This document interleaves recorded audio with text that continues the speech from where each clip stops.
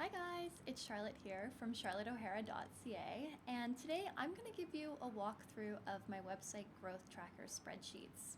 So these spreadsheets are a set of templates that I created to track all of the different stats related to the growth of your website over time. And basically, when it comes to your website, there's a ton of data that comes in from a bunch of different sources. So it's not just the straight up numbers from your website that you're trying to keep track of. There's so many other things, and I'm going to walk you through all of that.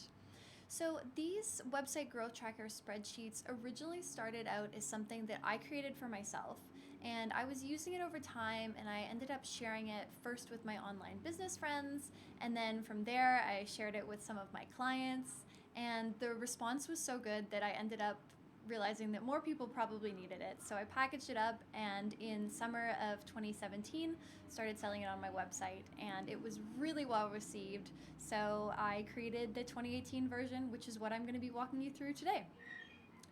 So you can go ahead and take inspiration from these spreadsheets. This is totally something that you can, create on your own. But if you do want a done for you version, then these particular spreadsheets are available for purchase on my website. And just below this video, you can see the button on where to purchase them. It's a really reasonable fee. So if this seems like something that you want to do, go ahead, purchase them. But if you'd rather just take inspiration and create your own, that's totally fine too.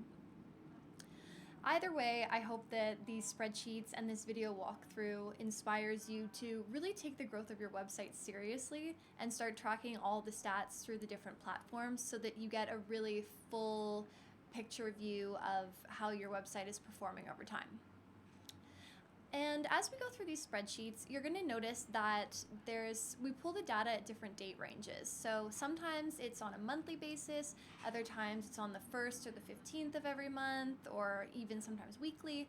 But either way, I found that it's really helpful to set calendar reminders for myself. And these are just super easy to set up recurring reminders, and it takes 2-3 minutes to pull all the stats and put them into the template or the spreadsheet templates. So if that is something that would help you out, I definitely suggest doing the same thing. All right, so now that we've given you a bit of an intro, I'm going to minimize my face here and show you a demo of the website growth tracker spreadsheets. Okay, so these website growth tracker spreadsheets, as I mentioned, here we've got like a Google Docs version. So the first page of the spreadsheets is an instructions page, and this is just going to show you exactly, what these spreadsheets are and how to use them in a little bit more detail. Okay, then the next page that we have is the website traffic page. So this is, I should start off by saying that these are totally fake numbers that I just, pulled out of random. These are not the actual stats of my own website, but they're just placeholders that you can use yourself. And so what you're going to do is you're going to pull the numbers either from the back end of your website, which is really easy to do, or if you're using Google Analytics, and same thing, really simple to do. So on the first part of this site, we're going to be looking, or the page, we're looking at the weekly website traffic overview. So, each week of the month, you're going to go through, grab the number of unique visitors, the number of visits, and the number of page views. And then this will automatically populate the percentage change in page views from the previous week. Because I don't know about you, but I like seeing how how my website's growing over time. And then on the right-hand side of the page, you've got a timeline graph. So all of the numbers from the table will automatically be represented here in the weekly website traffic overview. So that's great to see your website increasing over time and on a weekly basis. And then if you scroll down as well, past here, we're also going to take a look at the monthly website traffic. So again, tracking the same stats, but this time on a monthly basis. And this is more if you want like a bird's eye view of how the stats are coming in from your website. And it's really good to get both a visual representation of the data as well as like the hard numbers. Okay, next up, we've got the social media stats page. So this is, again, a huge part of running a website is actually leveraging social media traffic and, promoting your website on different platforms and sending that traffic back to your site. So here we've got a couple different options. We've got like Facebook first of all, we've got Twitter, we've got Pinterest, we've got Instagram, and we've also got YouTube. So if you are active on any of these social media platforms, just simply put in your numbers on the 1st and 15th of every month. Just track the number of followers that you have, and that will automatically do a percentage change. So again, if you like seeing how you're growing or changing over time, this is the right way to do it for you. And so all the numbers, again, whatever you put in this table are going to be reflected in the various timeline graphs. So, each social media platform has a table as well as a timeline graph. And if you're not active on a social media channel, just, either don't fill it out or remove it or rename it. So for example, maybe you are not on, you're not on Instagram, but you are on Tumblr or something. You can just rename this section or remove it entirely. And so tracking the platforms that work for you. And then over here on the right-hand side, we've got a follower count breakdown. So you can see that it reflects all of the different numbers that are coming in from the different follower counts per platform. And I really like this because it's showing you the change or, where your audience is every period. So, if you're going to be changing how your audience is over time, you're going to see that reflected in this timeline graph. So for example, let's say you start using a scheduling tool for Pinterest, like maybe you start using Tailwind or Board Booster, and you see that you're getting way more followers on Pinterest, then you're going to see that reflected in this follower count breakdown over time. Or if you start getting really active with YouTube and you start getting subscribers like crazy, you're going to see that those numbers and the percentage breakdown is going to be reflected here. All right, next up we have the email list tab. And this is one of my absolute favorite tabs because you've probably heard me say this time and time again, but every website needs an email list. It's so important to have. So here on this tab, we're looking at the number of email list subscribers that you have at various different times throughout the month. So for example, we've got the start of the monthly one. So at the first of every month, you're going to pull the number of subscribers, the total number of subscribers, as well as the number of new subscribers you got during that month. And that will automatically update the percentage change from the previous month as well. And that the data will be reflected in the timeline graph here on the right-hand side. And then below that, because I really like to, keep an eye on my subscriber numbers, I just love seeing that number growing, I also track these numbers on the 1st and 15th of every month. So at the same time that I'm pulling all of those numbers for, how many social media followers I have or like the websites on the 1st and 15th of every month, I'm also just taking a minute to pull the number of email subscribers I have too. So all the numbers in this table will automatically be reflected as well in the timeline graph on the right-hand side. So next up, we have the revenue page. And this is actually one of the most popular pages in the website growth tracker spreadsheets. It's the page that I get the most feedback on, so much so that I actually created another product called the income tracker spreadsheets, which I'm going to link to right up here if you want to check that out because it dives into this a little bit further. But either way, I'm going to give you an overview of what's going on this page. Okay, so if you run a website, odds are you're trying to grow it, odds are you're probably using it to sell a product or a service. So this is where we use this page to kind of see where the money's coming in at different points through the year. So I like to have more of like a high level look at Q1, 2, 3, 4, as well as the total profits, and then break that down further. So each quarter, we're also going to look at it on a monthly basis. So how this spreadsheet works, or this page of the spreadsheet works, is that you're going to go through and figure out what products or services you offer. So you can, for example, here I've named the first product my website growth tracker, but you might also put in your different products or services or offerings, whatever.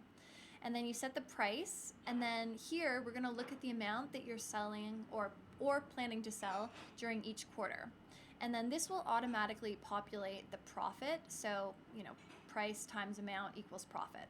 So we're going to do that for each of the quarters, and then that will tally up to the total for the year.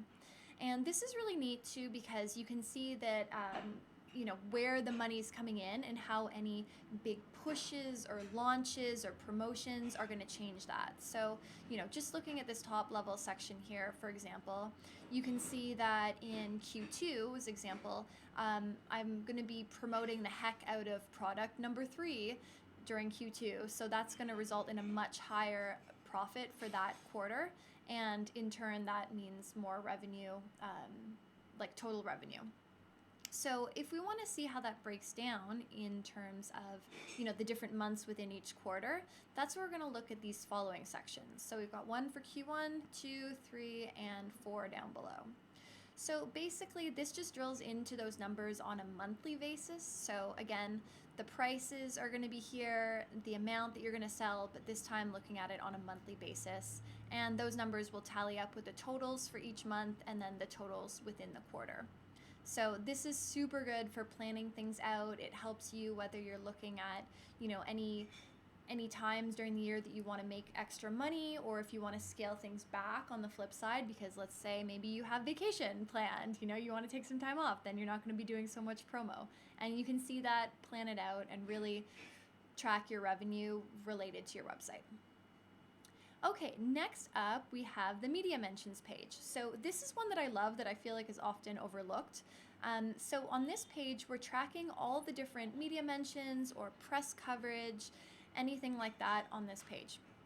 So within this, it's also a really good idea to make note of any other features you get on publications, or if you have any blog posts, maybe you are featured on a podcast, or you do an online workshop with someone, or anything like that.